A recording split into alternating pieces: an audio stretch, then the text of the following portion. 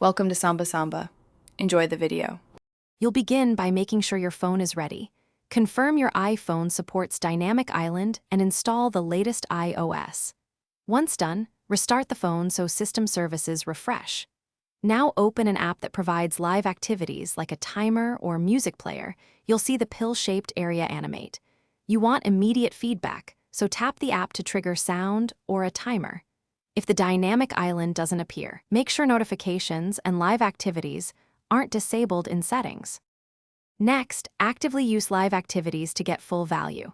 Start playing music, begin a timer, or launch turn-by-turn navigation. The dynamic island will expand to show controls and information. Tap it quickly to open the associated app or use a light press to reveal compact controls, long press for persistent options. Once visible, use swipe gestures to dismiss or manage multiple live activities. This approach keeps things efficient.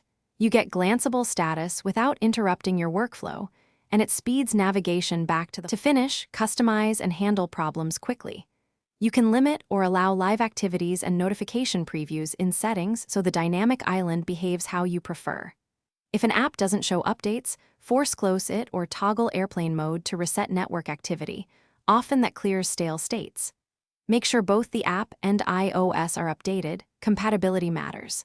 If you still have trouble, restart the phone, and if issues persist, reinstall the app or contact support. A single restart usually resolves most glitches. Thanks for watching. Consider subscribing if we helped you.